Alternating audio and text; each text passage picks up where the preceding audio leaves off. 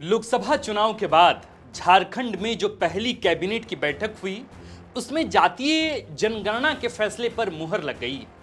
यानी लोकसभा चुनाव के नतीजों के 14 दिन बाद राज्य की सरकार ने फैसला किया कि वे जातीय जनगणना कराएंगे और यह फैसला तब लिया गया जब झारखंड विधानसभा के चुनाव अब से महज 6 महीने दूर है।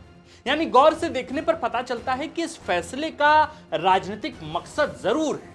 हम झारखंड में होने जा रहे जातीय जनगणना पर तो विस्तृत बात करेंगे ही, लेकिन उससे पहले एक नजर चंपाई सोरेन के हाल के फैसलों पर भी डालते हैं। देखिए, अचानक राज्य में फ्री बिजली का दायरा 125 यूनिट से बढ़ाकर 200 यूनिट कर दिया गया। किसानों के 2 लाख रुपए तक का लोन माफ करने की घोषणा कर दी गई।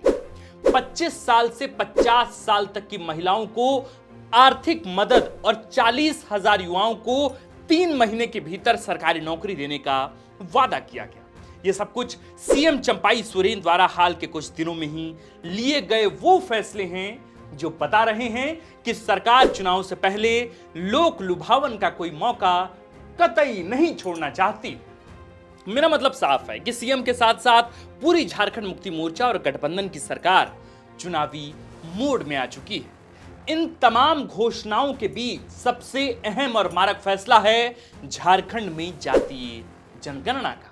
कैबिनेट की मुहर लग गई है। कार्मिक एवं प्रशासनिक विभाग को इसकी जवाबदेही, इसकी जिम्मेदारी दी गई है और संभावना है कि आने वाले दिनों में जातीय जनगणना की शुरुआत हो जाएगी। इस तरह बिहार के बाद झारखंड वह दूसरा ऐसा प्रदेश बन जाएगा जहां जातीय आधार पर जनगणना होगी। दर्शकों, यह वही जातीय गणना है जिसकी मांग सबसे प्रमुख रूप से कांग्रेस के पूर्व राष्ट्रीय अध्यक्ष राहुल गांधी पूरे लोकसभा चुनाव के कैंपेनिंग के दौरान लगातार उठाते रहे। इस लोकसभा चुनाव में भी कांग्रेस के सबसे अहम मुद्दों में जातीय गणना के बाद आरक्षण में वृद्धि का मुद्दा शामिल था। और अब चुनाव के 14 दिनों बाद झारखंड सरकार ने बिल्कुल वही फैसला ले लिया है जिस फैसले को लेकर राहुल गांधी लगातार बयानबाजी कर रहे हैं। तो सबसे बड़ा सवाल यह है कि क्या जातीय जनगणना सिर्फ चुनावी मुद्दा है? अगर हां, तो फिर इसका चुनाव पर क्या असर पड़ेगा? क्या वाकई झारखंड को जातीय जनगणना की जरूरत है? जातीय जनगणना के बाद सरकार का अगला कदम क्या हो सकता है? क्या सरकार आरक्षण में कोई संशोधन करेगी? क्या इसे कोर्ट में चैलेंज किया जा सकता है? और क्या जातीय जनगणना के मुद्दे पर भाजपा विधानसभा चुनाव में बैकफुट पर आ जाएगी? इन सभी सवालों का हम आज देंगे विस्तृत जवाब, क्योंकि हम झारखंड में होने जा रही जातीय जनगणना की हर संभव परिणाम और इससे संबंधित समस्याओं का तथ्यात्मक और तर्कशील विश्लेषण करने जा रहे हैं। तो फिर इत्मीनान से बैठिए और हमें इजाजत दीजिए कि हम आपको जातीय जनगणना के सभी पहलुओं से रूबरू करा सके। नमस्कार, जोहार, मेरा नाम है आकाश आनंद और आप देखना शुरू कर चुके हैं झारखंड की पॉलिटिकल कवरेज का सबसे बड़ा शो, जिसका नाम है सियासी कहानियां।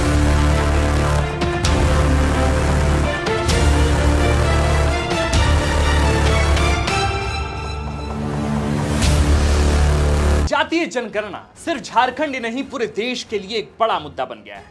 इंडिया गठबंधन इसे पुरजोर तरीके से उठा रही है और अब उसके घटक दल इस मुद्दे पर फैसले ले रहे हैं। झारखंड इस लिस्ट में सबसे आगे है। देखिए, इस बात में कोई शक नहीं कि झारखंड में जातीय जनगणना की शुरुआत होगी, लेकिन इसमें पेच यही है कि यह काम आने वाले 4 महीनों में पूरा नहीं किया जा सकता है।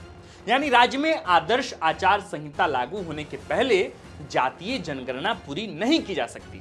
इसका अर्थ यह हुआ कि चुनाव के बाद बाकी बचे काम को किया जाएगा, लेकिन यह तब होगा जब झामुमो, कांग्रेस, राजद, माले गठबंधन की सरकार दोबारा सत्ता में आएगी। दिसंबर के बाद स्थितियां चाहे जो भी हो, लेकिन उससे पहले यह काम पूरा होता हुआ दिखाई नहीं दे रहा है।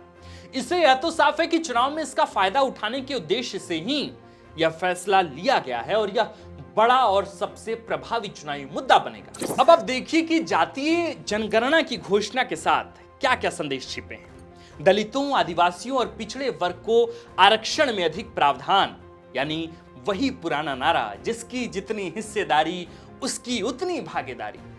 आप जब इसे चुनाव से जोड़कर देखेंगे तो आप पाएंगे कि इस मुद्दे का झामुमो कांग्रेस सरकार को जबरदस्त फायदा मिल सकता है, क्योंकि राज्य में सबसे अधिक आबादी इसी वर्ग की तो है। जिसे हक देने की बात राज्य सरकार या कहें कि इंडिया गठबंधन कर रही है। लेकिन पता नहीं क्यों दोस्तों, हमें ऐसा लग रहा है कि इसका जितना फायदा जेएमएम को होगा उससे कहीं अधिक फायदा इसका कांग्रेस को मिल सकता है। पता नहीं क्यों हमें ऐसा लग रहा है कि चंपाई सोरेन कैबिनेट द्वारा लिया गया यह फैसला दरअसल कांग्रेस की रणनीति है और उन्हीं के तरकश से निकली हुई तीर। इसके पीछे के दो वाजिब तर्क हमारे पास हैं। पहला कि यह नारा और यह मुद्दा कांग्रेस पार्टी का ही था, और दूसरा कि इससे जो नए वोटर जुड़ेंगे इससे कांग्रेस और अधिक मजबूत होगी। झामुमो के पास पहले से आदिवासी, महतो और मुस्लिम मतदाता इंटैक्ट हैं, इनमें कोई खास इजाफा देखने को नहीं मिलेगा, पर कांग्रेस ऐसे स्विंग वोटरों को अपने पाले में करने में कामयाब हो जाएगी जो पिछड़े हैं और अब तक भाजपा को वोट देते आ रहे हैं। हालांकि यह कितना कारगर साबित होगा इसे देखना होगा, लेकिन इतना तय है कि कांग्रेस जातीय जनगणना का पुरजोर फायदा विधानसभा चुनाव में जरूर उठाएगी। हम थोड़ा आपको विस्तार से समझाने का प्रयास करते हैं। लोकसभा चुनाव में झामुमो मजबूती से उभरी है। कल्पना सोरेन के आने के बाद जेएमएम बड़ी हुई है। भाजपा को करारा झटका मिला, लेकिन कांग्रेस के लिए स्थितियां वैसी ही।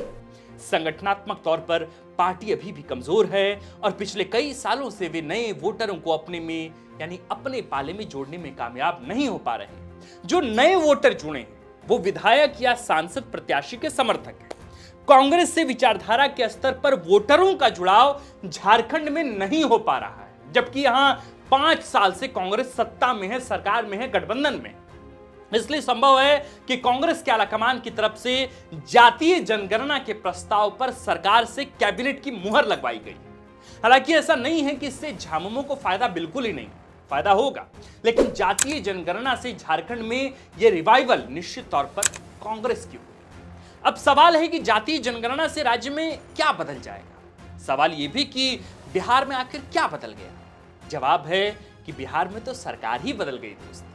यहां भी अगर सरकार बदल जाती तो जातीय जनगणना एक शगुफा मान ली जाएगी, लेकिन अगर सरकार दोबारा रिपीट करती है, जिसकी अब तक तो काफी संभावना दिख रही है, तो निश्चित तौर पर यहां जातीय जनगणना का काम पूरा भी होगा और सामने आए आंकड़ों के आधार पर कई तरह के बदलाव भी देखने को मिलेंगे। राजनीति में भी बदलाव होगा। जैसे हो सकता है कि आरक्षण और अन्य कई प्रावधान में कई बदलाव किए जाए, पिछड़ी जातियों के लिए अलग से योजनाएं बनाई जाए, यानी यहां से झारखंड की राजनीति पिछड़ा केंद्रित हो जाएगी, जो अब तक सिर्फ और सिर्फ आदिवासी और कुड़मी महतो पर केंद्रित थी।